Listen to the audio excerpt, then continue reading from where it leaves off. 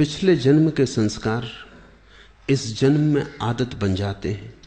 इस जन्म की आदतें अगले जन्म में फिर संस्कार बन जाएंगी। फिर अंत कहां है? अंत है इस बात में, इस सत्य को जान लेने में कि तुम संस्कार नहीं हो, तुम आदत नहीं हो।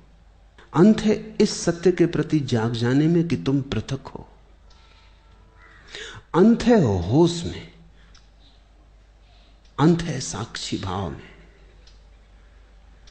निश्चित ही तुमने कल भी क्रोध किया था, परसों भी क्रोध किया था, आदत बन गई। आज किसी ने जरा सा उकसा दिया, अंगारा तो था ही भीतर, रोज रोज संभाला था, हो गए।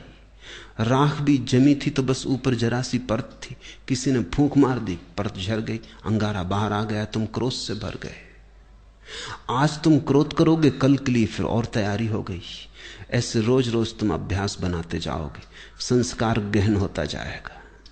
और जितना संस्कार गहन हो जाएगा उतने ही तुम यंत्रवत हो जाओगे। कोई भी तुम्हारी बटन दबा दे तो क्रोध करवा दे, कोई भी तुम्हारी बटन दबा दे तो तुम प्रसन्न हो जाओ। कोई भी झुक के नमस्कार कर ले, तुम्हारी प्रशंसा कर दे तो तुम गदगद। कोई जरा गाली दे दे तो तुम जार जार। तुम यंत्रवत हो जाओगे और बटने लोगों को पता हो जाती। सबको पता है एक दूसरे की बटने, कहां से दबा दो कि सब ठीक हो जाता है, कहां से दबा दो कि सब गड़बड़ हो जाता है। तुम मशीन हो क्या या मनुष्य हो? मनुष्य होने का इतना ही अर्थ है कि कोई तुम्हारी क्रोध की बटन दबाए चला जाए, लेकिन तुम कहते हो नहीं करना, तो बटन दबती रहती। वो आदमी थक जाता, लेकिन तुम क्रोध नहीं करते। तुम कहते हो मैं अपना मालिक हूं, जब करना चाहूंगा करूंगा, जब न करना चाहूंगा नहीं करूंगा। प्रतिक्रिया और क्रिया में यही फर्क है। प्रतिक्रिया में दूसरा मालिक है, तुम नहीं, और क्रिया में तुम मालिक हो, दूसरा नहीं। और बड़े मजे की बात है, प्रतिक्रिया बांधती है, क्रिया मुक्त करती है। जो अपने कर्म का मालिक है उसके कर्म का कोई संस्कार नहीं बनता, और जो अपने कर्म का मालिक नहीं है, जो प्रतिकर्म करता है, रिएक्ट होता है सिर्फ, उस आदमी के जीवन में बंधन बनते चले जाते हैं। रोज रोज जाल मजबूत होता चला जाता है। आखिर में तुम पाते हो तुम तो बचे ही नहीं, आदतों का एक ढेर, मुर्दा ढेर, जिसमें से जीवन कभी का उड़ चुका। पक्षी तो जा चुका है जीवन का बहुत पहले, कटघरा छूट गया है, पिंजड़ा छूट गया है। जागो इसके पहले कि देर हो जाए, और आदतों से मुक्त होना शुरू करो। मैं तुमसे ये नहीं कह रहा कि बुरी आदतों से मुक्त हो जाओ और भली आदतें बना लो। तुम्हारे महात्मागण तुमसे यही कह रहे हैं। वो तुमसे कहते हैं बुरी आदतें छोड़ो, अच्छी बनाओ। मैं तुमसे कहता हूं आदत छोड़ो। बुरी और अच्छी आदत से कोई फर्क नहीं पड़ता। लोहे का हो पिंजड़ा की सोने का, क्या फर्क पड़ता है? एक आदमी को सिगरेट पीने की आदत है, सारी दुनिया बुरी कहती। दूसरे को माला फेरने की आदत है, सारी दुनिया अच्छा कहती। जो सिगरेट पीता है वो अगर न पिए तो मुसीबत मालूम होती, जो माला फेरता अगर न फेरने दो तो मुसीबत मालूम होती। दोनों गुलाम हैं। एक को उठते ही से सिगरेट चाहिए, दूसरे को उठते ही से माला चाहिए। माला वाले को माला न मिले तो माला की तलफ लगती, सिगरेट वाले को सिगरेट न मिले तो सिगरेट की तलफ लगती। ऐसे बुनियाद में बहुत फासला नहीं है। सिगरेट भी एक तरह का माला फेरना है। धुआं भीतर ले गए बाहर ले गए, भीतर ले गए बाहर ले, मन के फिरा रहे हैं बाहर भीतर। धुएं की माला है, जरा सूक्ष्म है। कोई अपना कंकड़ पत्थर की फेर रहा है, जरा स्थूल है। असली सवाल आदत से मुक्त होने का है। मैंने ये नहीं कह रहा हूं कि माला मत फेरो, मैं ये भी नहीं कह रहा हूं कि सिगरेट पियो। मैं ये कह रहा हूं कि तुम मालिक रहो।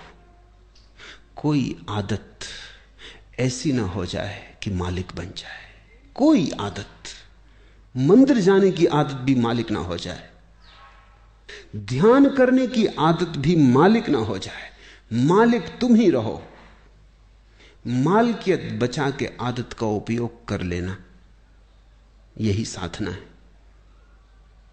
मालकियत खो दी और आदत सवार हो गई तो तुम यंत्रवत हो गए, तब तुम्हारा जीवन मूर्छित है।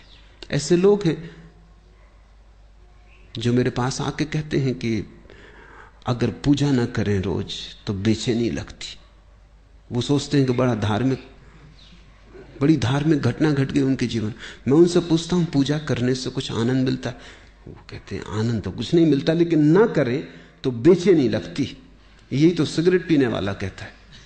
वो कहता है कि उससे पूछो कुछ आनंद मिलता? वो कहता है आनंद क्या रखा है, आनंद तो कुछ नहीं मिलता, कभी कभी खांसी जरूर आती, आनंद तो कुछ भी नहीं मिलता। लेकिन ना पियो तो बेचैनी मालूम होती। इसे तुम थोड़ा सोचो। इसी को मैं यंत्र हो जाना कहता हूं कि जिससे कुछ भी नहीं मिलता है, उससे भी न करने पर बेचैनी मालूम होती। उपलब्ध कुछ भी नहीं होता है, पाने को कुछ भी नहीं है, लेकिन छोड़ने में मुसीबत, क्योंकि आदत ने पकड़ा है। अब आदत इतना ही कर सकती है, करो तो कुछ ना मिले, ना करो तो कुछ खोता मालूम पड़े। अब ये बड़े मजे की बात है, जिस चीज को करने से कुछ नहीं मिलता उसको ना करने से खोएगा कैसे? कुछ खोता नहीं, सिर्फ पुरानी आदत, पुरानी लकीरों पर न चलने से अड़चन मालूम होती। मैं एक बहुत बड़े वकील को जानता था। उनकी आदत थी कि जब भी वो अदालत में खड़े होते, पैरवी करते, बड़े वकील थे, अंतर्राष्ट्रीय ख्याति के थे, और लंदन और पेकिंग और दिल्ली 3 जगह उनके दफ्तर थे। तो उनकी आदत थी कि वो अपने कोट का बटन घुमाने लगते थे जब अटक जाते। सभी की होती, कोई अपना सिर खुजलाने लगता है, कोई कुछ करने लगता है। उस आदत का भी वैसा ही उपयोग है जैसे बटन दबाने का। तो अगर जब भी उनके विचार उलझ जाते या कोई उत्तर न सूझता तो वो कोट का बटन घुमाने लगते। घुमाने से कुछ मिलता था ये तो पक्का पता नहीं, क्योंकि कोट का बटन घुमाने से क्या मिलेगा। और जिसकी बुद्धि उलझी हुई हो, समझ में ना आ रहा हो, वो कोई कोट के बटन घुमाने से कुछ बात समझ में आ जाएगी। लेकिन विरोधियों को यह बात दिखाई पड़ गई कि वो जब भी उलझ जाते हैं तो बटन घुमाते। एक बड़ा मुकदमा था, एक बड़ी स्टेट का मुकदमा था प्रिवी काउंसिल में, लाखों का मामला था। तो विरोधी वकील ने उनके सोफर को मिला लिया, कुछ पैसे दिए और कहा कि तू इतना करना, उनके कोट के ऊपर का बटन तोड़ देना। तो वो जब अदालत में अपना कोट लेके हाथ में रख के आए तो वो बटन नदारद था। तो उस वक्त उन्होंने देखा भी नहीं, कोट डाल लिया। जब वो पैरवी करने लगे और वक्त आया, हाथ कोट के बटन पर गया, बस सब गड़बड़ हो गया। जैसे मस्तिष्क ने सांस छोड़ दिया, कुछ सूझबूझ ही ना रही, चक्कर सा मालूम हुआ, बैठ गए। पहला मुकदमा हारे वो मुझसे कहते थे कि उस बटन से मुझे मिला तो कभी कुछ नहीं, लेकिन गंवाया मैंने बहुत। उस बटन के घुमाने से कुछ मुझे सूझबूझ आती थी ऐसा भी नहीं था, लेकिन बटन न पाके बस मैं समझ ही ना पाया कि अब क्या करूं। हाथ से जैसे कोई हथियार छूट गया। भरोसा किए बैठे थे और वक्त पर जिस पे भरोसा था वो दगा दे गया।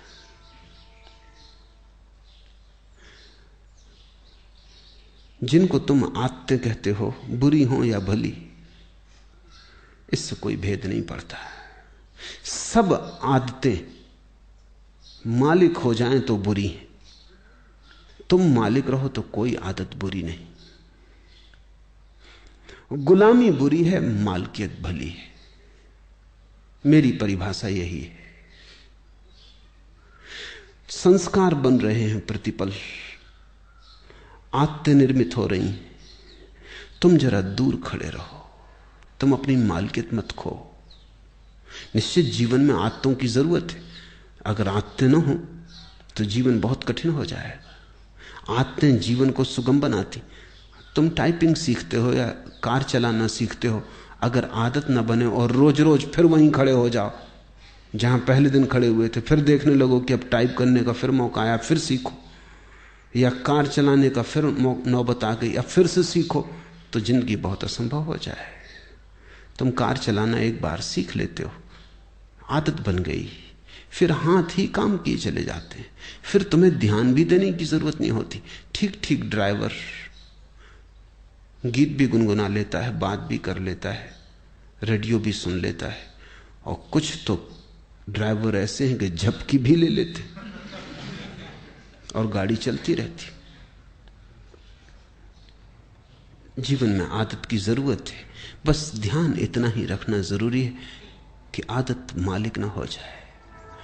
मालिक तुम बने रहो तो संसार में कुछ भी बुरा नहीं, स्वामित्व तुम्हारा हो तो संसार में सभी कुछ अच्छा है। स्वामित्व खो जाए, तुम गुलाम हो जाओ, तो वो गुलामी चाहे कितनी ही कीमती हो खतरनाक है। हीरे जवाहरात लगे हों सींखों पर, जंजीरों पर, तो भी उनको आभूषण मत समझ लेना, वो खतरनाक है, वो महंगा सौदा है। अपने को गंवा के इस जगत में कमाने जैसा कुछ भी नहीं। हाँ, अपने को बचा के जितना खेल खेलना हो खेल ले सकते हो। जब परमात्मा ही लीला कर रहा है तो तुम क्यों परेशान हो?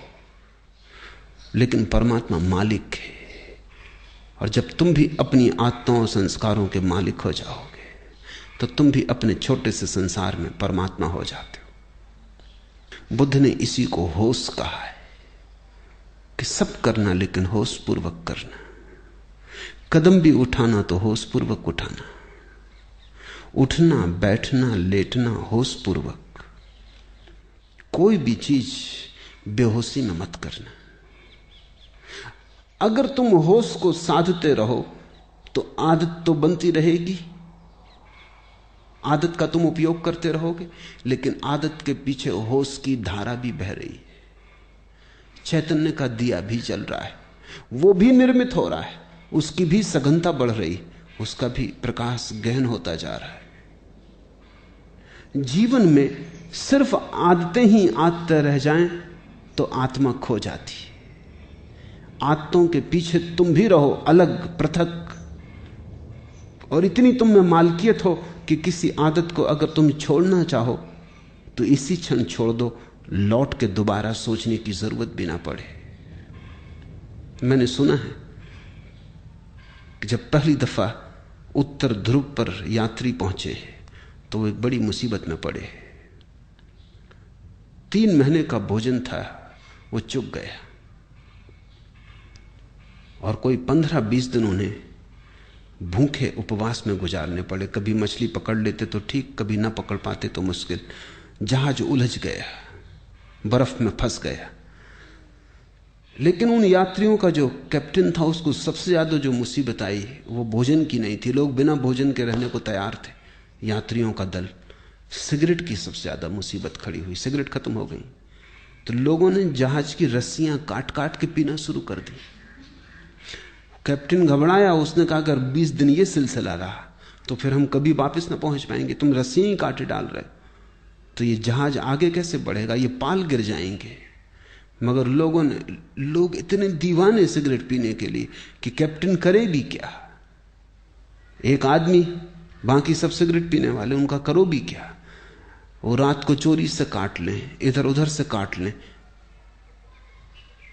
जब ये जहाज लौट के किसी तरह आया और इसकी अखबारों में खबर छपी तो एक आदमी ने अमेरिका में ये अखबार पढ़ते वक्त अपनी सिगरेट भी पी रहा था, अखबार भी पढ़ रहा था। उससे अचानक ये बात अजीब सी लगी कि लोग गंदी रस्सियां काट काट के पी गए।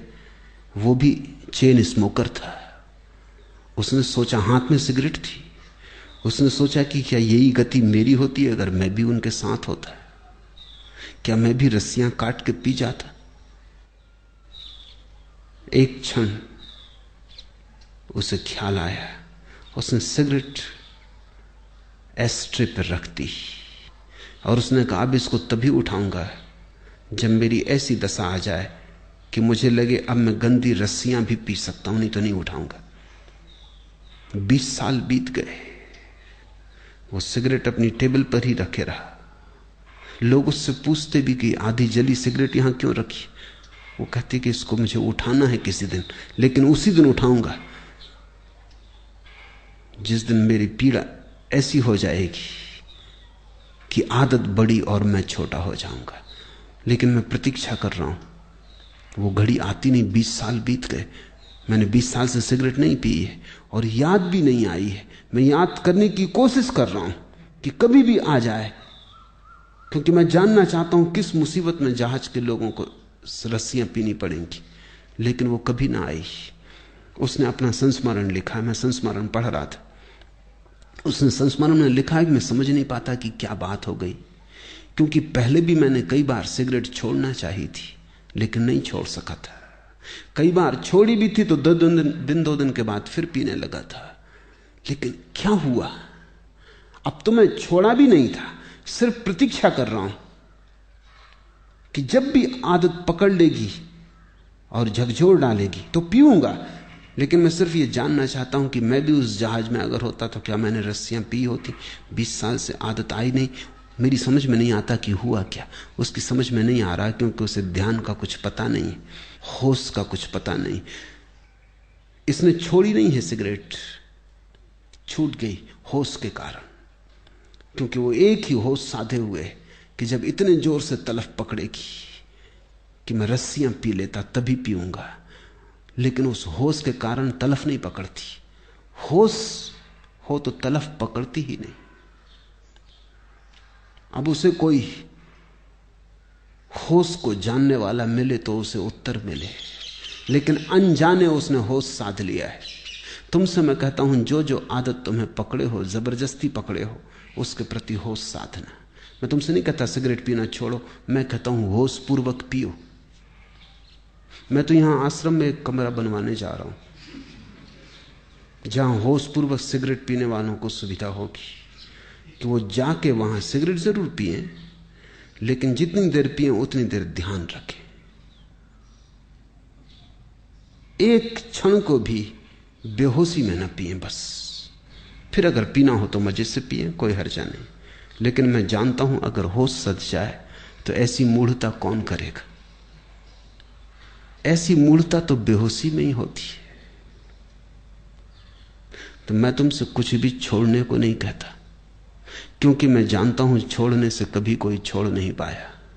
मैं तुमसे केवल होश साधने को कहता हूं, क्योंकि मैं जानता हूं होश साधने से जो भी व्यर्थ है अपने आप छूट जाता है और जो सार्थक है बच रहता है। होश आध्यात्मिक जीवन की आखिरी कीमिया है, अल्केमी है, वो रसायन है। उसके अतिरिक्त सब विस्तार की बातें हैं। आज इतना ही।